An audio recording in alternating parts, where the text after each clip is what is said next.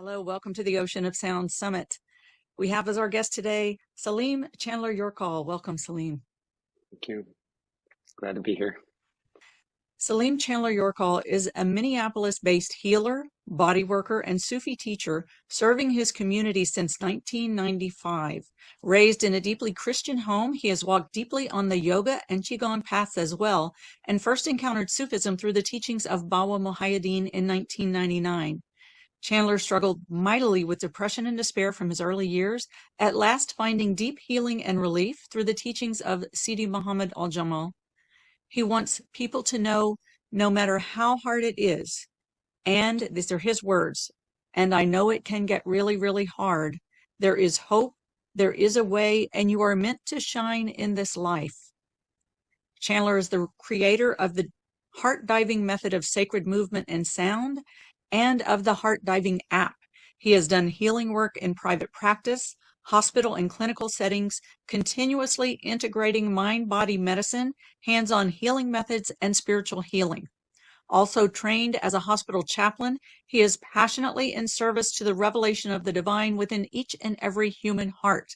We are so blessed and honored and excited to have you here today. Welcome. Thank you so much. I want to also introduce my co-host, Amany Shalaby. Amany has her Master's of Comparative Philosophy in the Comparative Philosophy of Religions. She has her postgraduate degree in Islamic Studies and Sufism.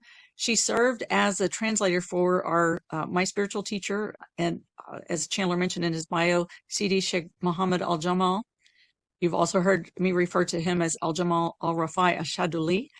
Amany served as his translator for the last 12 years of his life. She is a founder of Universal Chaplaincy, which I have graduated from her program there, and she is my co-teacher in the Ocean of Sound program. So we all have a lot in common today. I'm really excited for the conversation we're going to have. Thank you, Mastura, for the introduction, and welcome, Salim. It's a pleasure to have you in this interviews series we're doing about sound.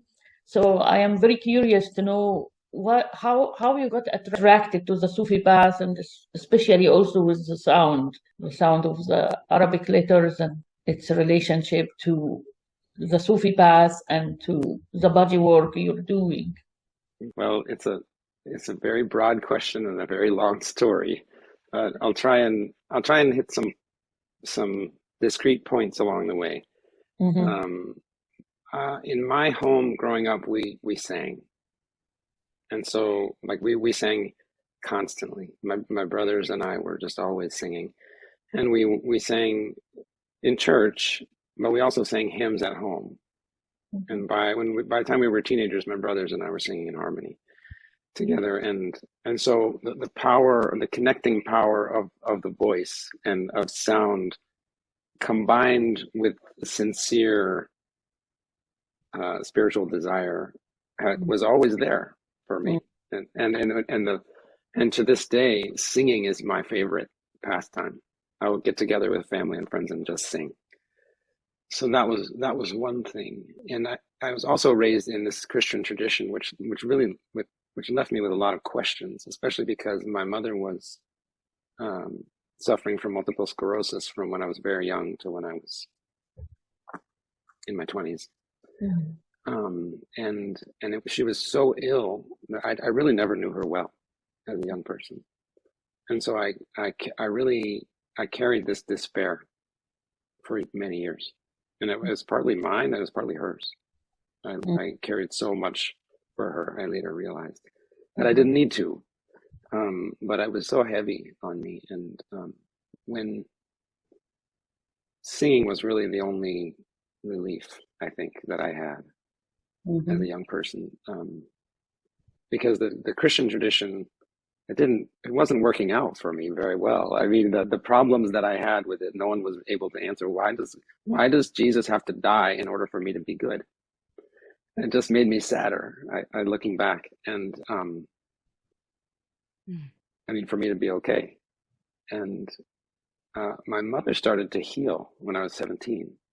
She started doing Qigong and Tai Chi, and and also body work. And so we all went, all my brothers, not all, but several of my brothers went, and I went to these classes with her, which were weekly, two and a half hour classes each week. A lot of times we were going to, because it was helping, and we wanted to participate in anything that was helping her. So we would learn body work techniques at the class, and then we would go home and we would do them on body work, energy work, meditation, Qigong. And looking back, as a Christian young person, this was very unusual, especially in my family's brand of Christianity, which looked down on all that. And so I became a very serious Qigong practitioner at that point, and quickly realized that I didn't ever really want to do anything except body work for a living. You know, I couldn't really see myself doing something else because I love this so much. And Qigong, the Qigong path and the Taoist path really helped me a lot with my inner life. I won't go into that right now, but it was very helpful for about 10 years. Within that time is when I met Mao Mahayadin. I didn't meet him, but I met his community. Mm-hmm. And he had already died at that time, but I was so moved by the people and the generosity and the community and his books, and I read voraciously. I read I think 6 or 7 of his books in the first year that I knew about him, and in particular there was a slim little book called Dhikr that just moved me to tears, and the idea that I could be connecting with God, I had interpreted as the joy that I felt when I was singing, I could be connecting with that all day long. And that I thought would solve my problem. I continued to appreciate his work, but I fell away from it because I moved away from there and continued with the Qigong path, got married, had kids, and started to go into depression again. Because of the pressure.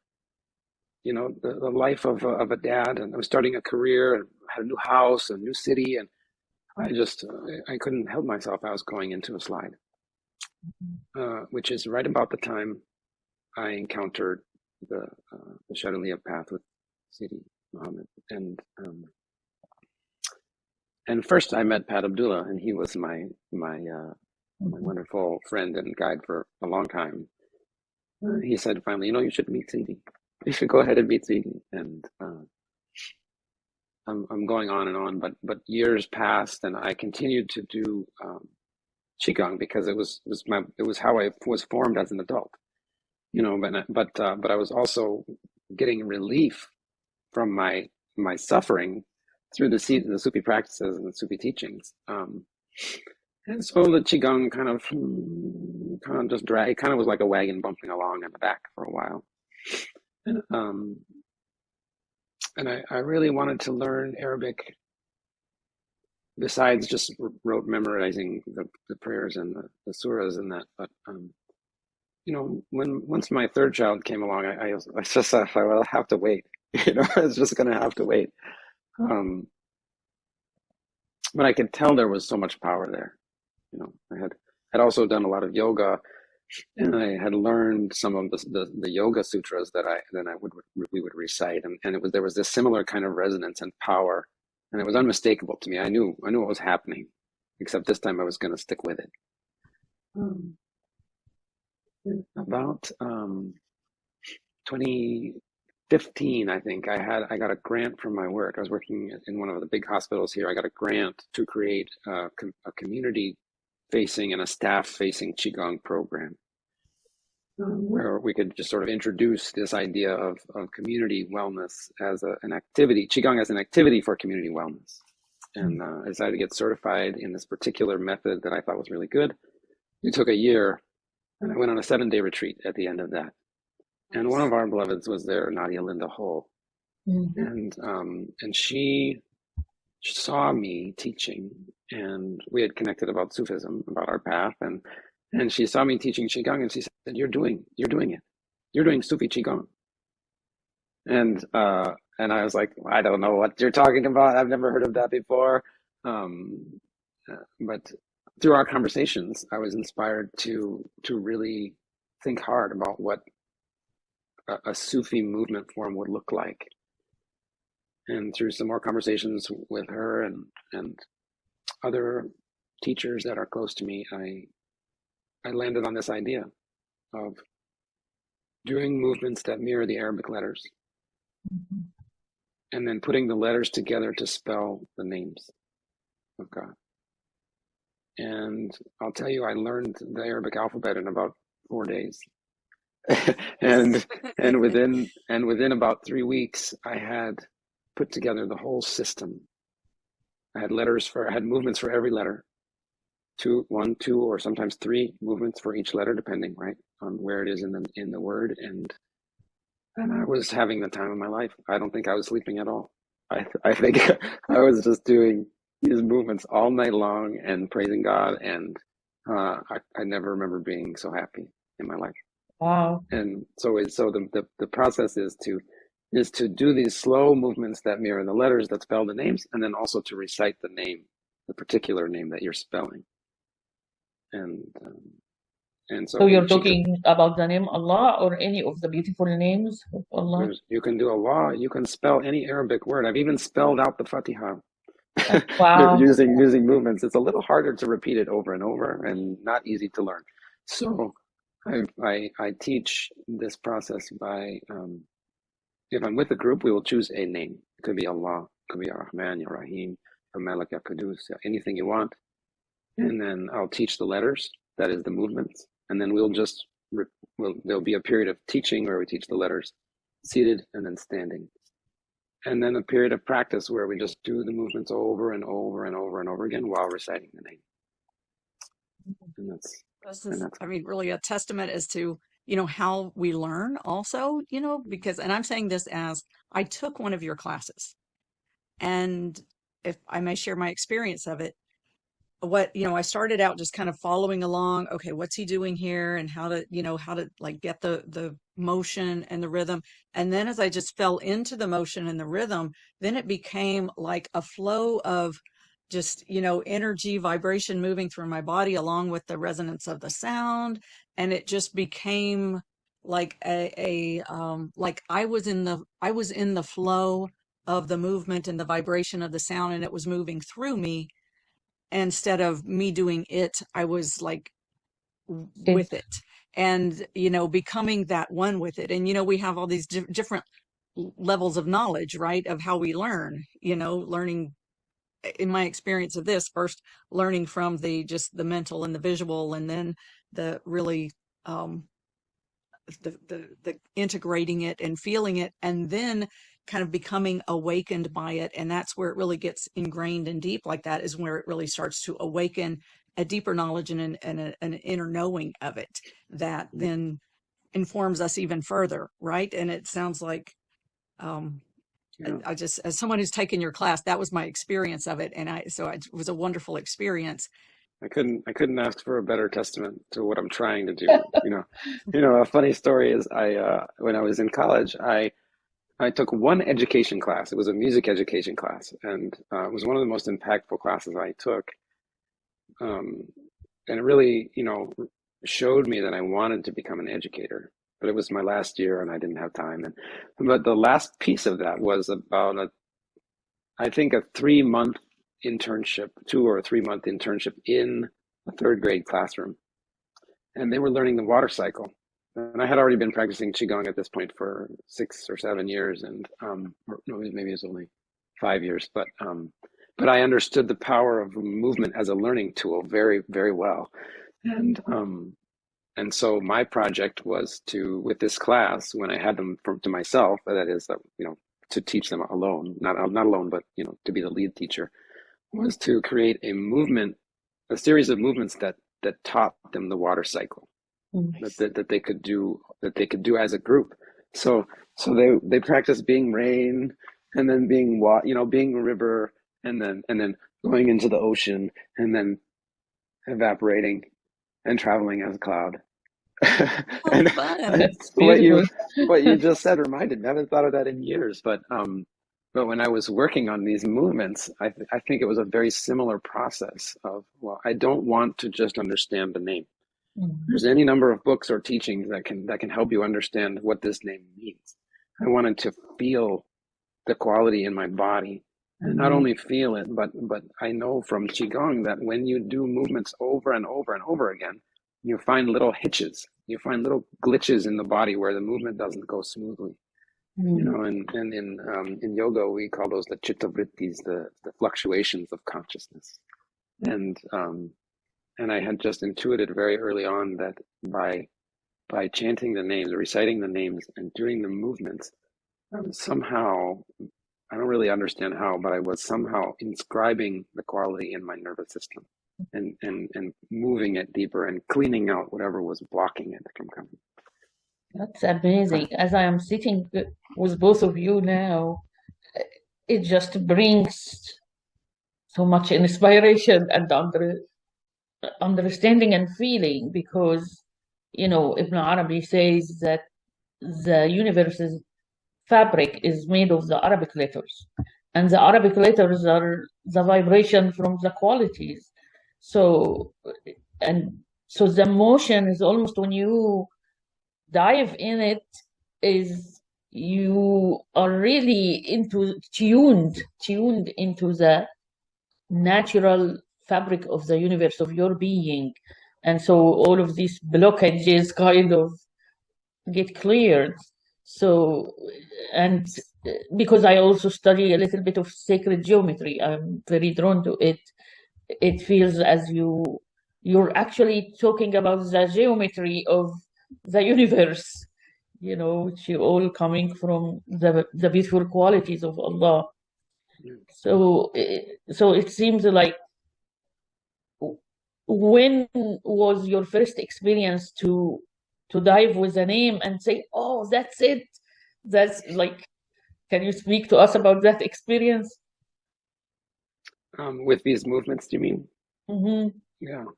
Well, it was in that first 3 weeks when I was creating the alphabet. You know, before I had it all created, I decided that I would choose the letters I wanted for the names that I wanted first, so that I could really experience what this was going to be. And I remember using Rahim and Rahim, and the compassion. Just saying that for people listening who don't know.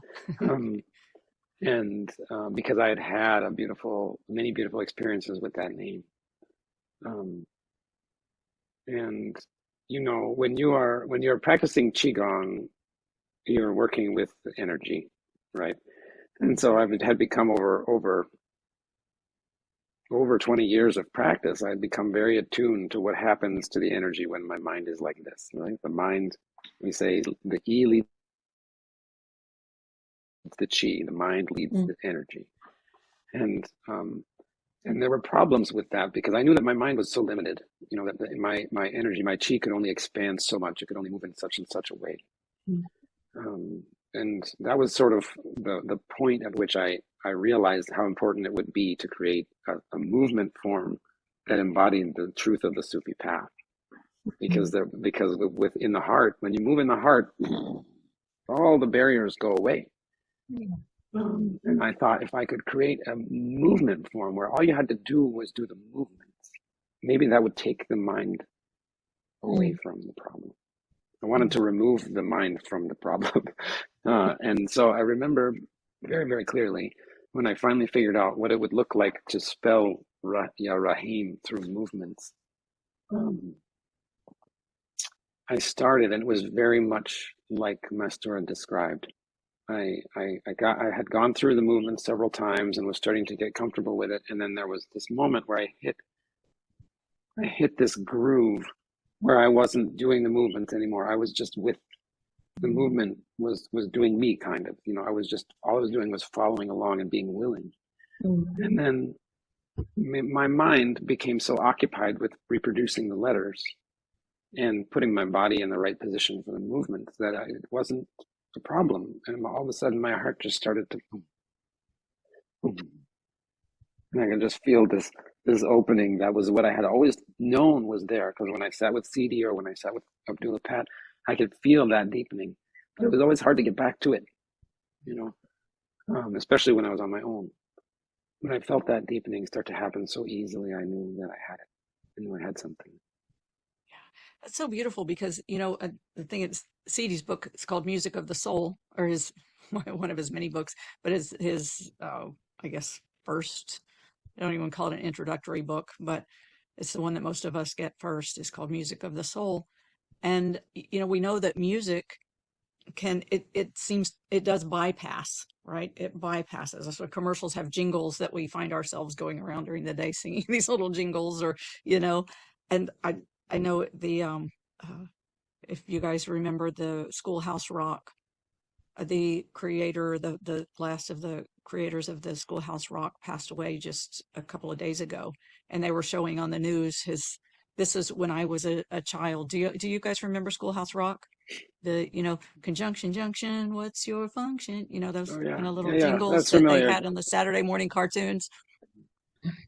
It's they showed a little clip of a couple of those that they're talking about on the news. It took me right back to sitting in front of cartoons when I was a kid, and Saturday morning cartoons and watching the Schoolhouse Rock, and how it's like, oh yeah, so many of us learned things that we still remember today through music and through, that the rhythm, it's like you can put your whole body right back into it and feel from tapping into the music of it. So, I think it's just brilliant how, I'll give credit to the divine orchestration for putting all of this into your life and bringing you to this like marriage of these gifts that come out in this way. And I do recall in your class, your mother was there as well. And looks like a vibrant and very supportive and healthy being. Another testament to the work that you all are doing. Yeah. No, I wouldn't be doing any of this if it wasn't for her journey of healing. I mean, I tell her story all the time. It's part of who I am. And how moving that your whole family would like become a part of that system of healing. Just another testament about family healing, support, encouragement, community. Wow. Yeah. She's got a great story. Our family has got a good story. My dad is a scientist, actually a PhD astrophysicist, and quite accomplished, successful in his field. And I remember after my mom was going through all this healing and all this, Eastern medicine and different things, and she, well, there's two people. Her doctor. My mom went back to her doctor after 5 years of doing Qigong, and she was able to walk and stand up and gesture, she was able to be really alive. And she said, well, what do you think? And he said, you're lucky. And my dad famously went on record as when she asked him what he thought about this as the scientist, like his job is data. He said, you're non-statistical. Blessed. Yeah. Well, it's amazing how we explain what we don't understand. I know I had ulcerative colitis and healed. And, this was at least 20 years ago, more than 20, 25 years ago, at least 25 years ago, maybe even more than. But I went back to a doctor later and, had to fill out the history and everything. And I said, well, okay, in history, I did have that. I don't have it anymore. And she said, well, there's no way that you could have had it and not have it anymore. And I said, well, I had it and I don't have it anymore. And she said, then it must have been a misdiagnosis. Whatever makes you feel better about it, that's fine. But it's sad. Again, listening to both of you, it's very inspiring because we depend on language, and language is limited in a way that motion and the music, it's more in tune with nature itself. So even raw sound. I'm curious, Salim, to see, do you do these practices regularly? Do you do it at a certain time of a day? Like, what would you recommend people approach a practice like doing the Qigong motion of the letters and the beautiful names of Allah? That's a good question. I've been on the Sufi path since 2009. And in the early years, I did everything. And I worked so hard to be as good as I could be at this path. I did 5 times prayer and an hour of remembrance and twice a day sometimes. And it was just, but as the children came and they grew and they needed lots of attention, these things were not practical. And so my spiritual practice became parenting and being a good person, doing my work with high integrity, and my practice, my spiritual practices became the place where I went to find balance when I had lost. And so I recommend, if people are going to, if you want to start a practice, start with a very small practice. That's what I recommend. Start with, the regular practice is more important than long practice. 3 minutes a day, 5 minutes a day, and grow slowly. Because if you do it every day, it will have a much bigger impact in your life than if you did an hour, or if you did, 5 times prayer per week and then didn't do it anymore. So for me, when I have time to practice is typically after everyone else is in bed.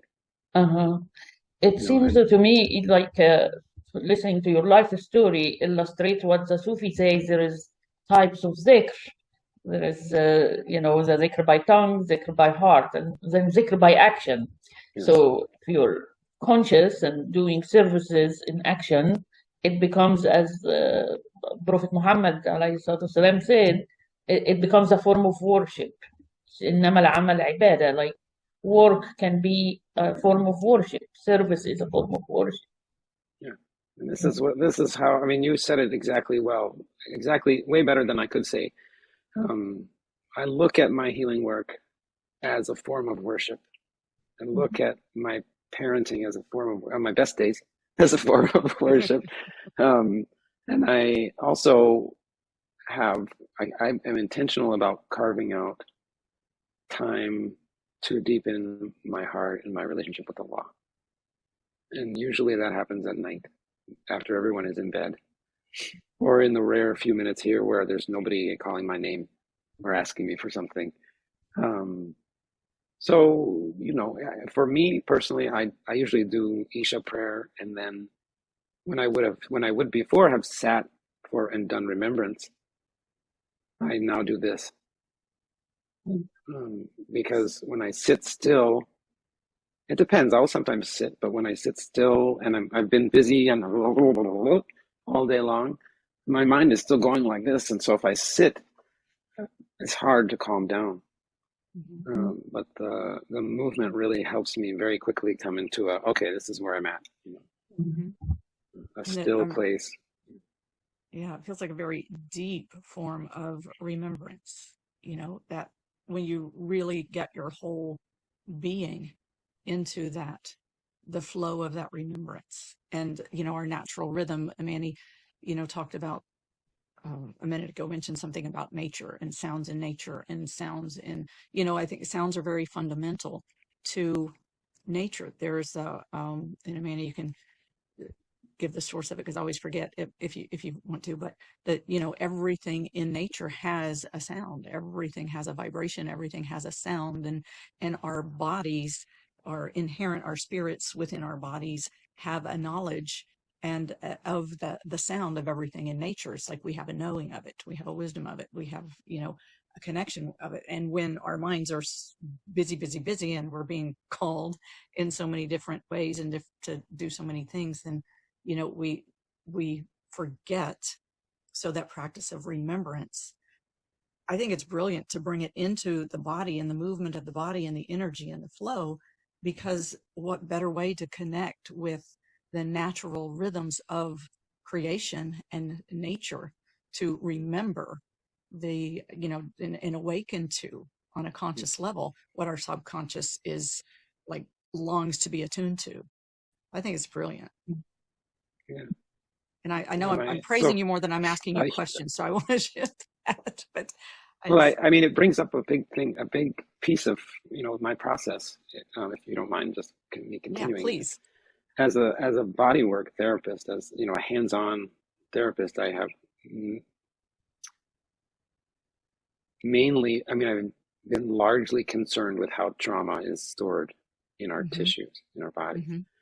And there was a period of very, very early in my professional career, there was a period of about 4 years where mostly who I worked on was people who had been in a car accident. Oh, wow. or a work accident or something like that. So a lot of personal injury. And then I've done more later in chapters, but those early years really taught me something, which is, the person who came and I did my body work that I was trained to do, they felt better, but they came back the next week and I had to do it again. And I remember there was one client that I worked on 38 sessions before I fired her. I said, I'm sorry, I'm not helping you. You come back every week and it's the same. And that put me on this path of trying to understand why are people not getting better? And ultimately that, I had already been trained in craniosacral therapy and some other forms of energy work helped, and advanced soft tissue therapy helped. The thing that helped most was the remembrance. Was doing as I was working on their body, I would be in my heart reciting the name Allah, Allah, and then as over the years it took. I'm a very slow student. I burn very, very slowly. It took me years to start to really understand what was going on, but I began to realize that this person's healing was deeper than their body. It was in their heart and it was in their soul, and that by deepening to the level where I felt the congestion in them, and then sitting there with dhikr and with prayer, I could assist them in releasing that trauma. And when after doing that for a number of years with other people, I realized, I should do it for myself too. I would probably be a better husband, father, neighbor, and practitioner if I took it upon myself to relieve myself of trauma, and, of which I had plenty.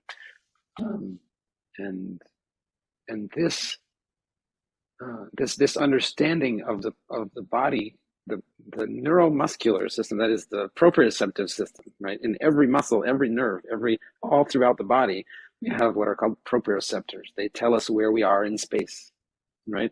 Your eyes are only here. Your ears are only here.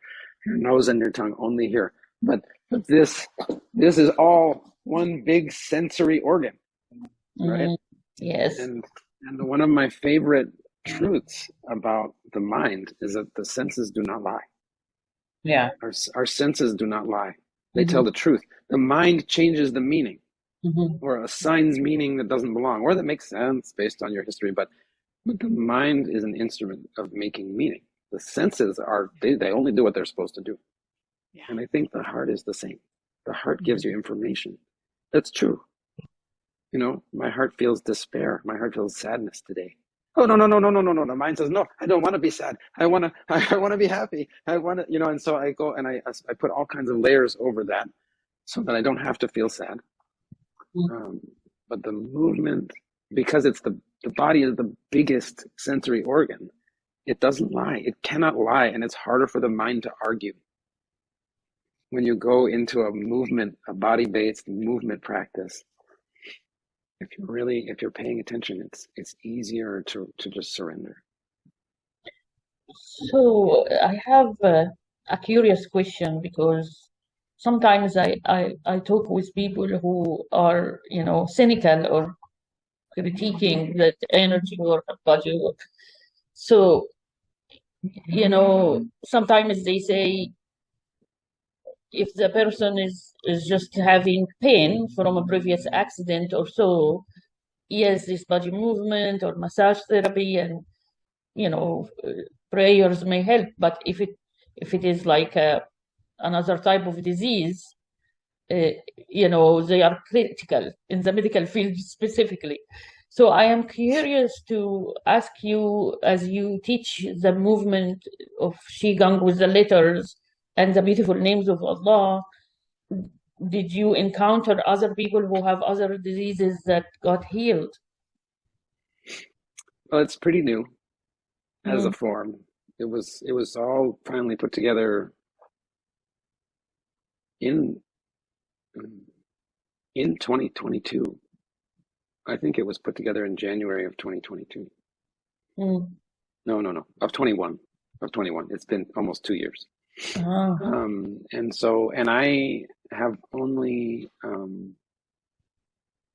I've taught three 8-week sessions of live classes and one 6-week course through the app, of which Mestre was a part, I think. And so I haven't gotten to work intensively with groups of people on this, where I had access to their health history and information and all that. It is, but I do have some clients, some private clients that I've worked with who have taken it up and been very satisfied with, who have,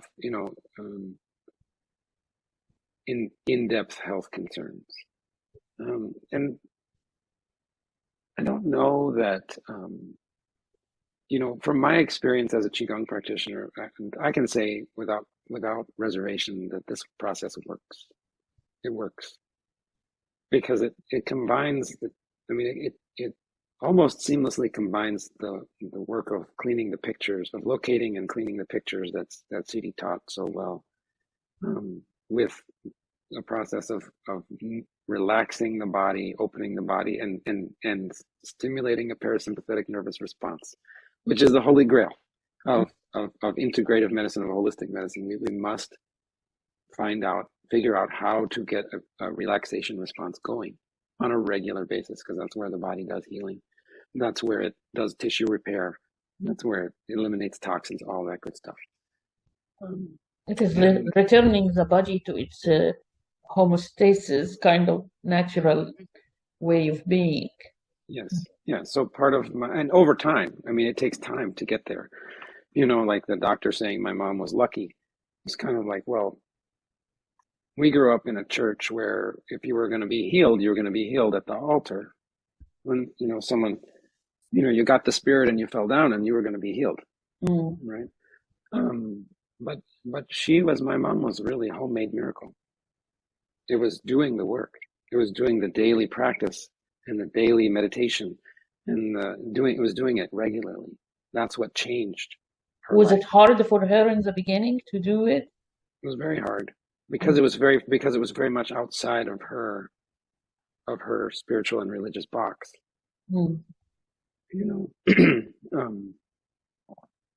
So if I'm talking to people who are skeptical, I never tried to convince people.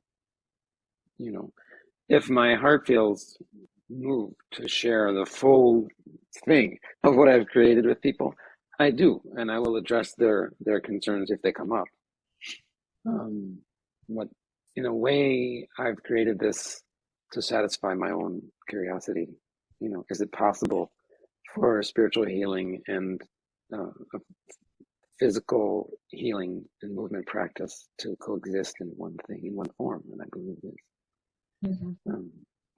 And I've spent my whole career, addressing that concern of people who are very skeptical and who oftentimes want to believe that there's something to all of this, but who are trained to think that that's impossible. And so I just usually start where they are. If they have a question, I'm so familiar with the arguments that I also know when I'm not going to get anywhere. So, would you like a foot massage? It feels good. Right. Seems wonderful. Reminds me of our common spiritual teacher, Sidi Sheikh Muhammad Al-Jamal, said that at the heart of all religions is only one religion, and the religion of peace, love, mercy, justice, equality, and freedom. And he also said if everyone knew their religion well, there would be only one religion.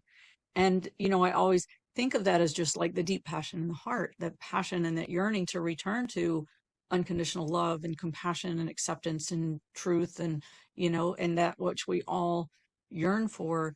And also feeling through this is, yes, that experience of feeling our resonance with all of nature, and with that, you know, that energetic vibrational resonance, you know, that where our bodies and our nervous systems can settle into a place of an experience of peace.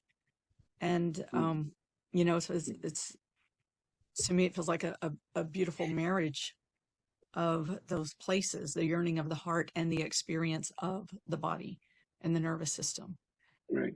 And you can't go between, you can't just, you have to meet someone where they are in their, with their need. You know, if I say Sufi love, universal peace, and they have a terrible headache, they're going to go, yeah, great, that's fine, you know.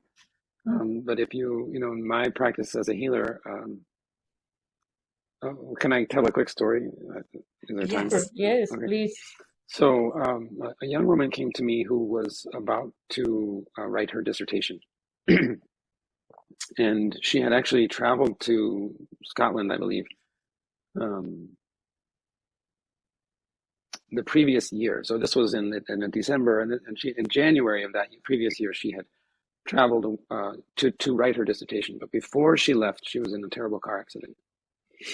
And she was unable to have a single day without a migraine headache. And she considered not going to Europe and putting off the dissertation until or the research until she was able to heal from the headache. But she decided it was the chance of a lifetime, and the headaches would probably get better, and she went. And she came to me for the very first time at the end of that year that she had been away.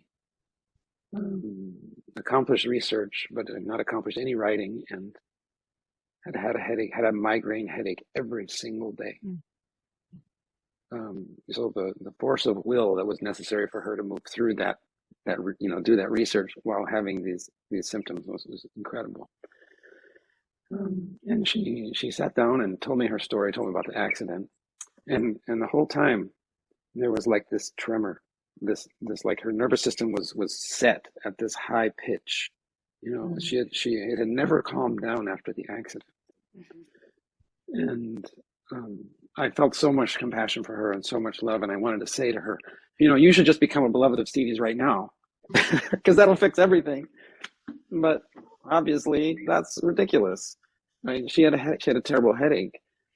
So I said, hold your finger like this. And she said, okay. And I said, now start to move it around in a circle like this. And move it at the speed of your mind. And she said, okay. Well, my mind is going about like that. And I said, yeah, that's where it's set. It's been there since the accident, hasn't it? And she said, yeah, I can't calm down. And I said, well, so just gradually, very, very gradually start to slow your finger movement down until you start to feel something change in your body.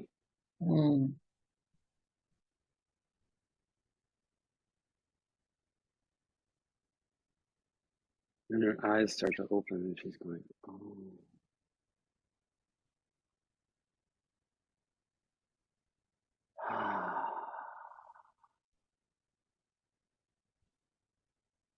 And so then we went on and we did some body work and whatever. And I said, before she left, I said, do this for 10 minutes every day. Just focus on this and just figure out where your mind is and start to slow down. And she came back in 2 weeks, I think. And she said, well, I think I'm only here to say thank you. Wow. I can feel it. It gives me the chills. And, you know, you have a way, mashallah, Allah blessed you with a way, because people, when it comes to religion, they have different understanding in different levels.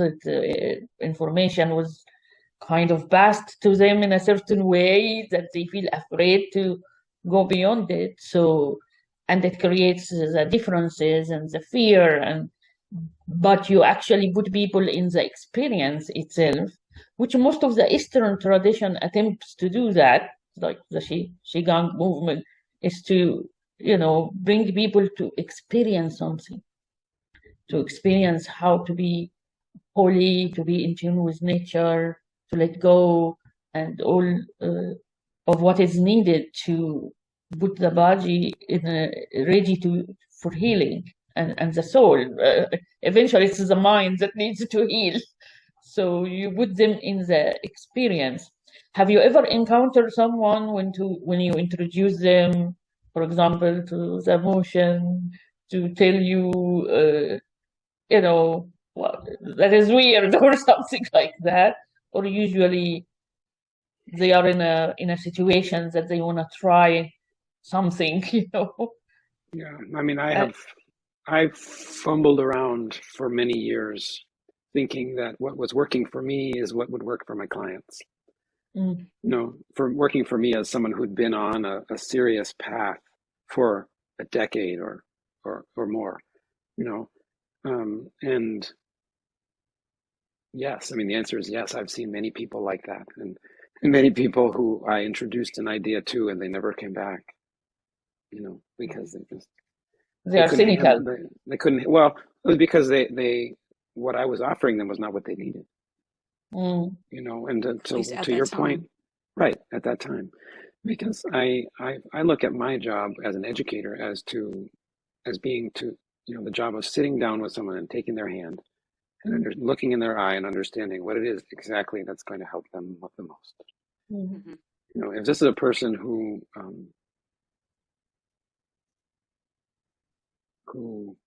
has religion very strongly,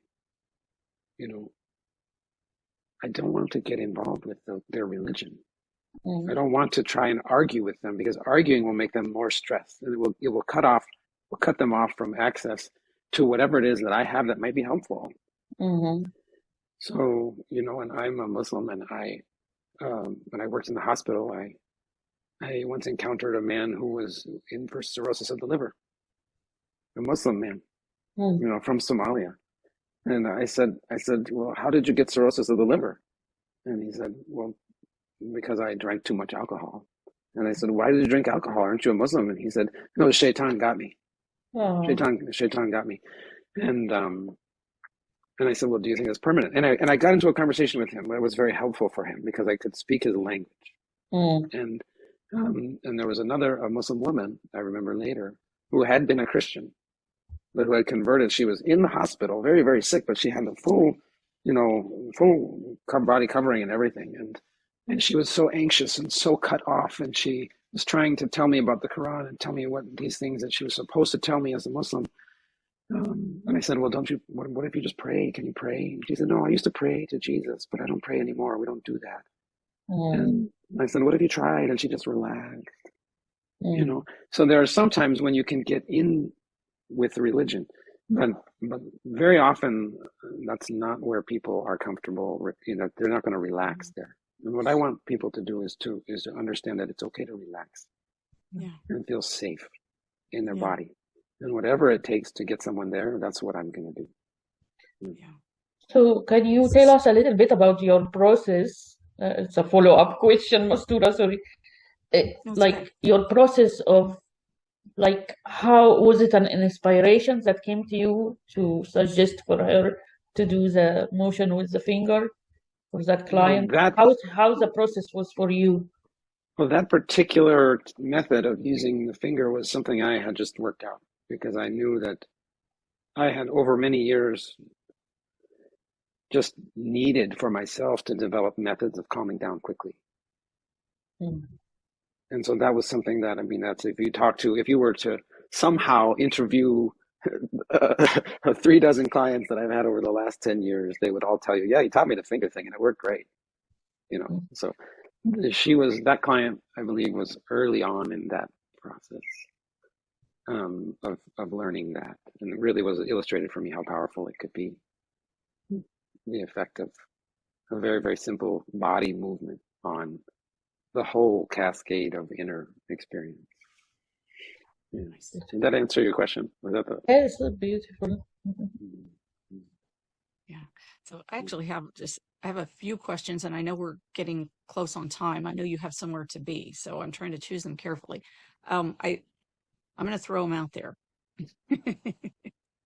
So I would like to know how you feel your early experience with music and your family connection and bonding or whatever with music, your early relationship with music and family helps to inform or is somehow related to the work that you do now. I'd like to know that. I'd like to know how you use it in chaplaincy, and I'd like to know if you can just give us an example. You gave us the finger thing, but an example of the work that you do. That's 3 things. So if you have time for all of them, is that okay, Amanda? You may have other Yeah, questions you sure. want to ask too. That's beautiful questions. Yeah, that's beautiful, and I have time to answer them. Okay. I think I just want to say I just feel so held here, and I'm so delighted to be able to think about these things with you guys. It's an honor to be asked these questions. So because many of them, you don't always get to just talk about what's important to you. So your question was about family and music, about how this work relates to chaplaincy, and then an example of the work. Mm-hmm. For an example of the work, I may need to set up a different camera so you can see, but I can do Good. that. I was thinking I'll spotlight you so you have the whole screen when you give an example. Yeah, that'll be quick, I think. So singing is what saved me as a Christian child. Mm-hmm. Would you say as a Christian child or just as a child growing up in the family experience that you had with your siblings and your mother who was ill? All of the above. Okay. But if I had the Christianity without the singing, which I don't know if that exists, but if I had So it had, was like a specific type of singing you're talking about, not this is just devotional. devotion. singing. Yeah, Okay. not It's devotional the singing. general public kind of different genre of music. I mean, I love that too. I love any singing, but what I had was devotional singing. Okay. Yeah. And my family, even though I look back and, much of our theology at that time did not agree with where I am now at all. I can still go back when I'm with my family and open those old hymn books that are singing about the body and the blood and soldiers for Christ and all this imagery that right now I would never teach my children, but we can sing those songs together and hearts open and the love comes in. And because the spirit of raising your voice in devotion and love for God is, it really is salvific. I mean, to use a word, it's saved me so many times. And I can just, let me see here. I'm moved to give you an example. I'll sing you this little song. My voice is shot, but I don't care. I just sing anyway. I'll sing you this little song. It's a hymn that we used to sing, and we still do. While passing a garden, I paused there to hear the voice of a stranger. The planter was near. I wept to behold him. I asked him his name, and he answered, "'Tis Jesus. From heaven I came."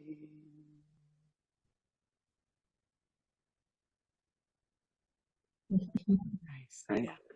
And it goes on. I want to sing more now that I'm in the middle of it. But, so that I knew from a very early age what it meant to open my heart and what it meant to feel connected and safe. And even though all the things that happened to us, my sister died, and my mom almost died, and my brother broke his neck, and everything that happened, there was always this, to use your voice, to express your longing and your sadness and your love, and to reach out for help, and to rise. I'm pressing on the upward way, new heights I'm gaining every day. So there was like a lot of inspirational theology within the music that also helped. And so the fact that I ended up in the Shalaby way, which is, to do a lot to do with the voice and with the sound, is not a mystery to me. And I remember, in fact, sitting in a circle of dhikr with the Bawa Mahayadin Fellowship and going, Ya Haq, Ya Haq, Ya Haq, Ya Haq, and just like the tears, just everything coming out of every orifice of like, I'm home. This is true. This is right. And so Just for those listening who don't know, Ya Haq is the truth, or O truth, invoking the truth. Okay, go ahead. It's the divine reality. So I was primed for this from a very early age. My heart knew what it meant to be devoted to God, and to be sad and then to open. And so that, I think that's along the lines of your question, Nestor. Yeah, beautiful. Thank you.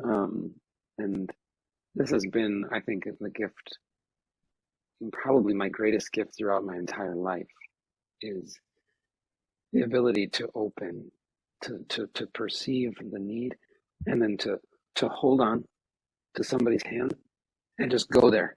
Let's go now. There's no reason to hold back. We can do it, right? I know you're sad, but I'm here and I'm sad too, but we're going up together now. Like, it's beautiful.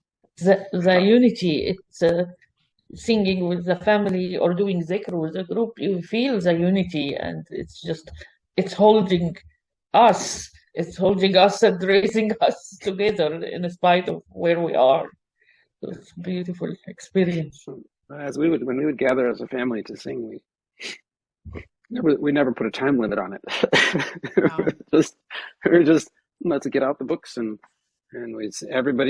each person would say their number, and you would sing, and then somebody would say, like, we need to pray, and so we'd pray, and then everybody would go around and pray, or if you wanted to pray, and then you sing some more, and it's like you were done when everybody felt better.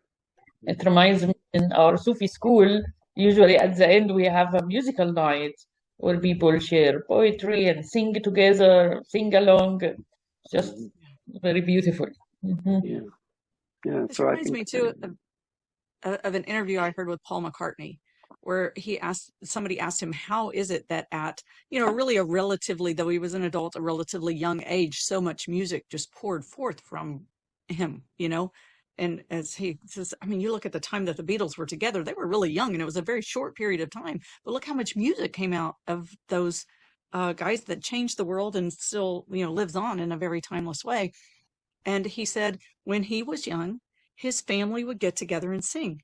His aunts would come over and his parents, and they'd play the piano and sing together. And he didn't say what kind of songs they sung, but he said he felt like it was like they were depositing into like his bank, like if he were a bank, a piggy bank, that they were just depositing all of this music into him, and that is what grew as he grew, and it was just came out with interest, returned with interest. And so I see that in your family as well, like what was deposited into you and then grew and, was seasoned with all of the experiences of your life and has now being returned with interest.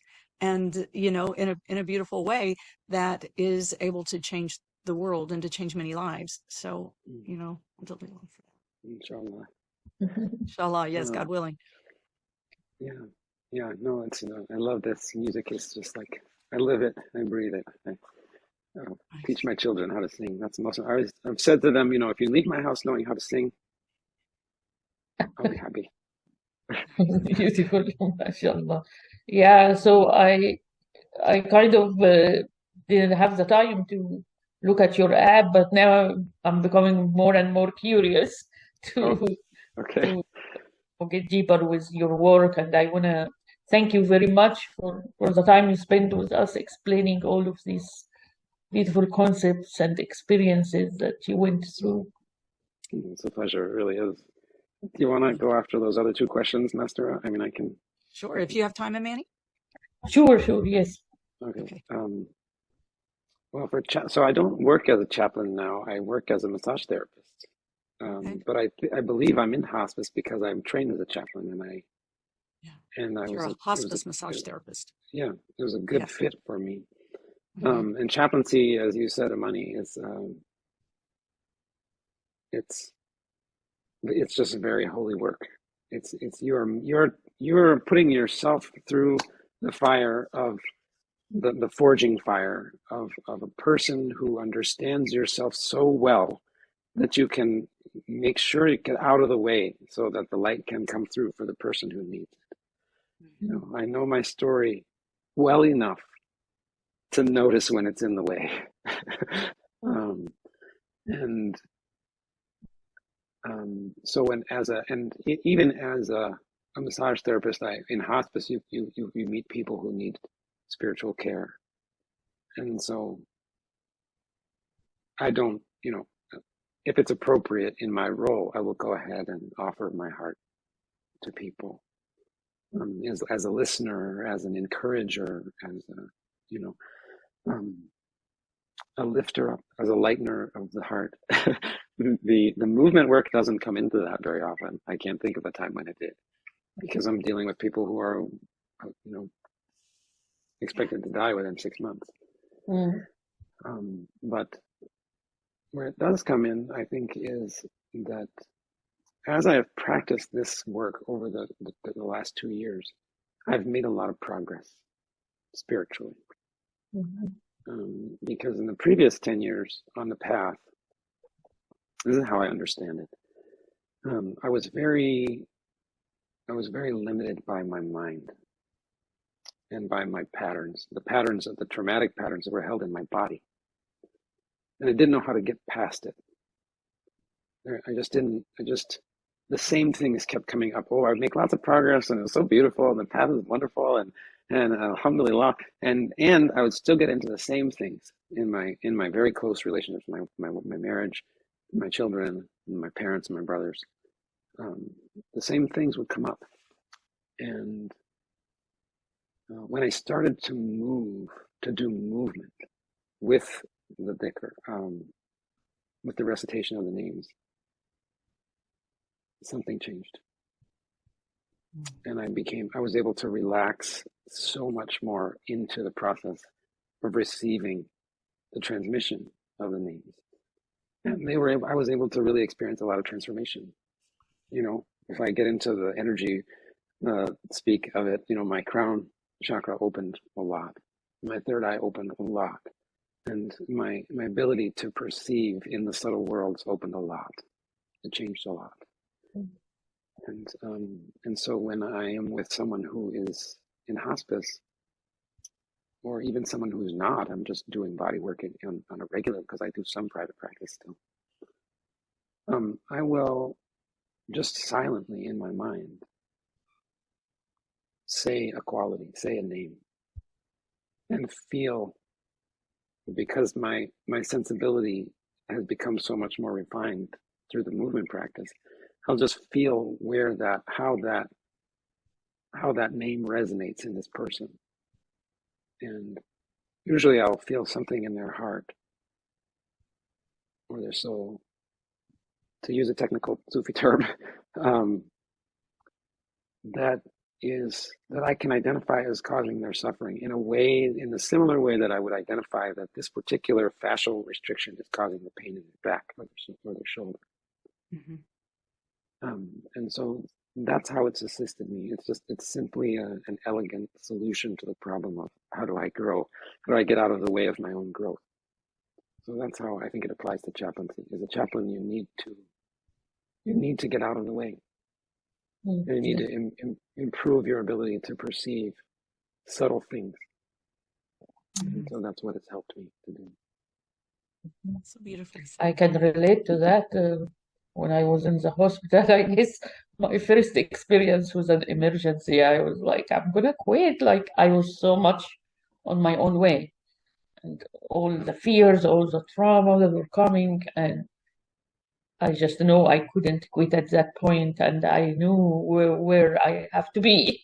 So I started to recite Allah's name and Fatiha, and And that it subtly changed the situation that I was dealing with, not only me, but the person that I was trying to help. So it's definitely, it works.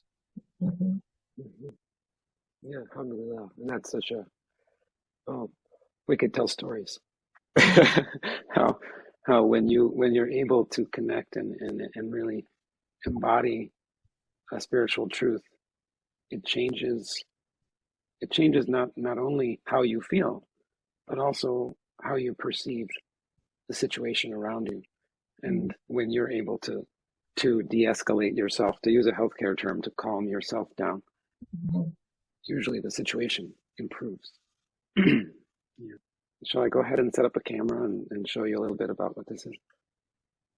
So, well, when the app is finished, it's not quite finished, but you'll be able to find a page for learning this material where there's just a whiteboard where I teach the Arabic letters, and I go over them again, and I have the student go over the letters many times to get the feel for what that is. You know, here's an aleph, right? And then the next one will be teaching the movements in a seated position, so you don't have to worry about the legs and the feet. It's just a simple so Allah is aleph,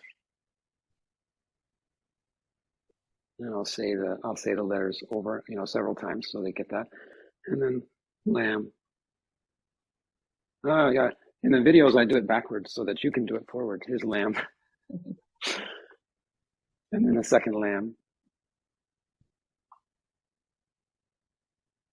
and then a ha, like this. And then I would teach the standing movements in the same way, except I would show it's a full body video, so you see my feet very clearly. Where I do an aleph, and I talk to you about how to shift your weight and step. Make a lamb, and then you're shifting your weight as you're in between each letter. There's a shift left to right. Lamb, ha, like that. And then that's the teaching section. And there's a practice section where you can just open the name that you want, and then you see this video of about an 8 or 10 minute video of the first one is Allah, so I'll do that. Allah, Allah, Allah, Allah, Allah,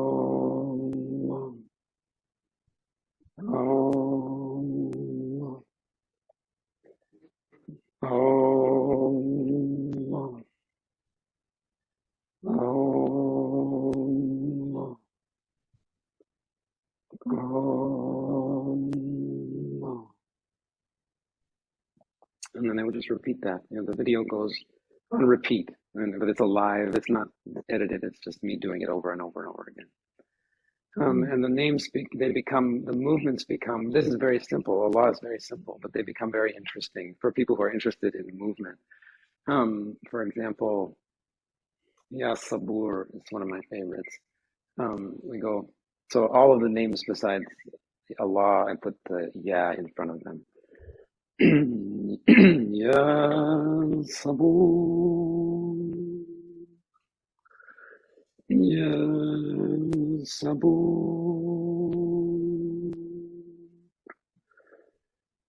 Ya Sabur,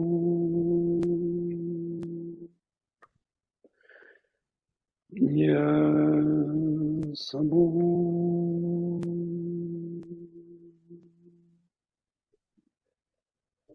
Ya Sabur,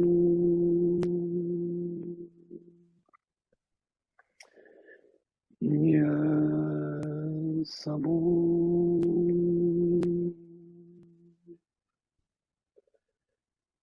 Ya Sabur,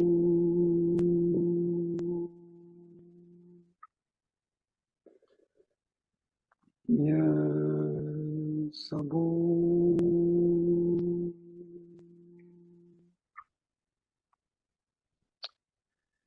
Ya Sabur.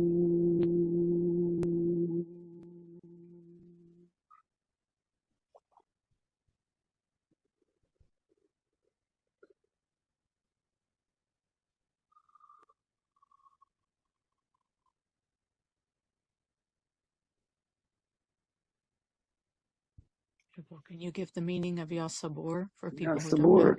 Ya Sabur is the ultimate perseverant, the patience. It's more than it's really perseverance through all difficulties. Yeah. Beautiful. Yeah. So the Arabic letters are so fascinating. They're so varied and interesting, and how they have translated into movements for me it just continues to be amazing.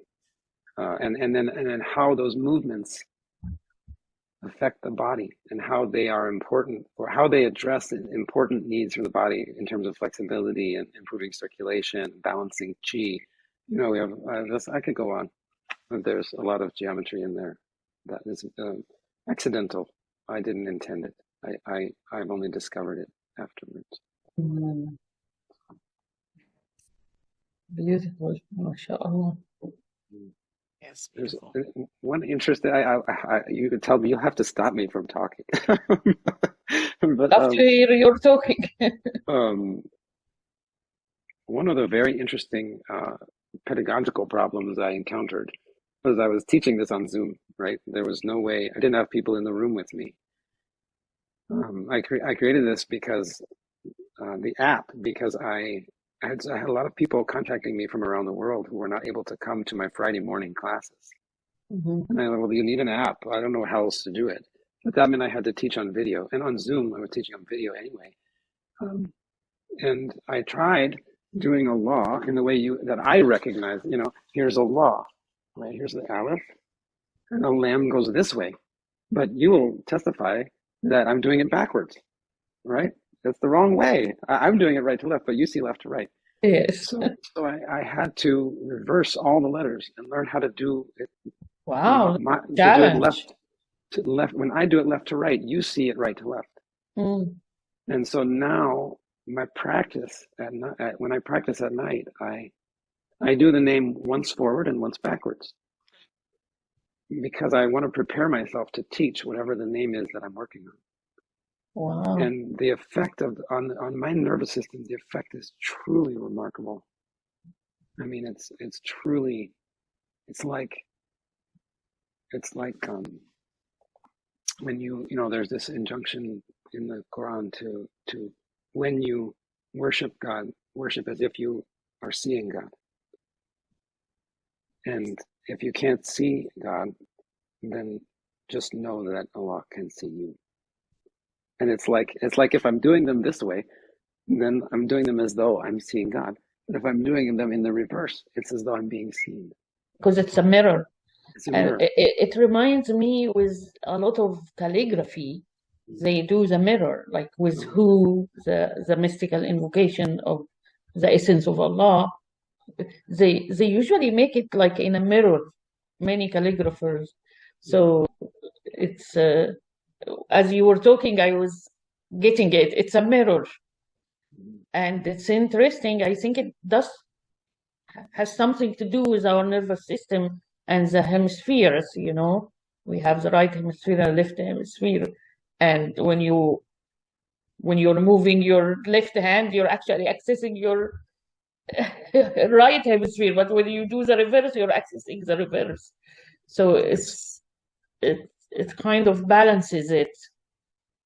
Right now, a journaling technique that I've sometimes used is to try and journal with my left hand, or the non-dominant hand. But I can very, very clearly tell you, with no uncertainty, that I now write backwards in Arabic much better than I can write backwards in English. Interesting. Minor trivia. But it's beautiful how when you kind of like lived with the experience, you were able to say, oh, this is when I witness Allah, this is when Allah is witnessing me, because that helps you to actually do it, because it's very confusing and require a lot of control, or require to just be with it, and has that reflection that helps you to be with it. Mm-hmm. Yeah. It's wonderful to speak with you and be understood. To be witnessed. Yeah, let me, I want to put the URL for my app in here so people can see it. It doesn't have the www. If you use www, it takes you somewhere else. Okay. So it's heart diving. It wants to put a space. heartdiving.passion.io. Okay. Beautiful. heartdiving.passion.io. I'll put that in the notes with the interview as well, where it's posted on the website. So if you go to that place, you arrive at a web app where you can open it on your phone or on the computer, but it's through the internet, through the browser. It's not like a downloadable native app on your phone. I'm working on that. That will come later, I think. Mm-hmm. And also know that the whiteboard videos with the Arabic letters are not up yet. They're not even, most of them are not even created yet. At least as of now, this is December 9th that we're recording of 22. Hopefully they'll be up in the next month. Okay, this will be released at the end of January. Okay, yeah, hopefully they'll be the up. last week of January, Inshallah. God willing. Yeah.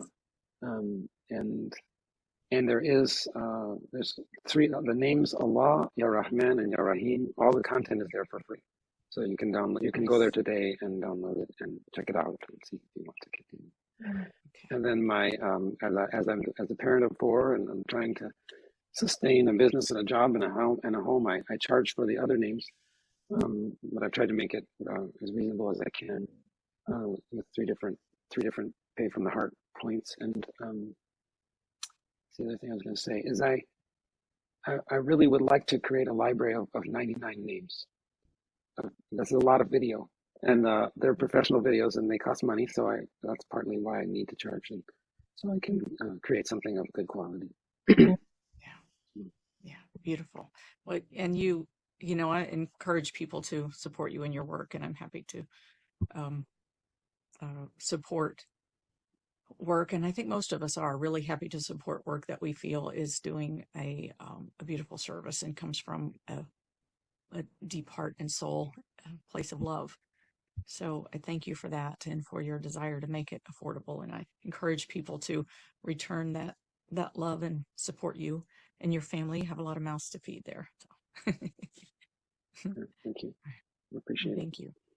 As a final wrap-up question, I want to, is there any advice that you would give to someone who, you know, in your case, maybe someone who is at that place of wanting to heal on a more holistic level and wants to learn more about I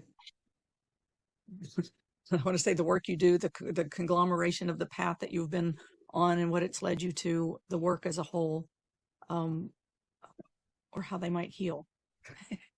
That leaves it pretty wide open, pretty broad. What would you like to say? I mean, it depends, of course, who this person is, but I would say that my path is very unique to me. Mm-hmm. And that person's path is going to be very unique to them.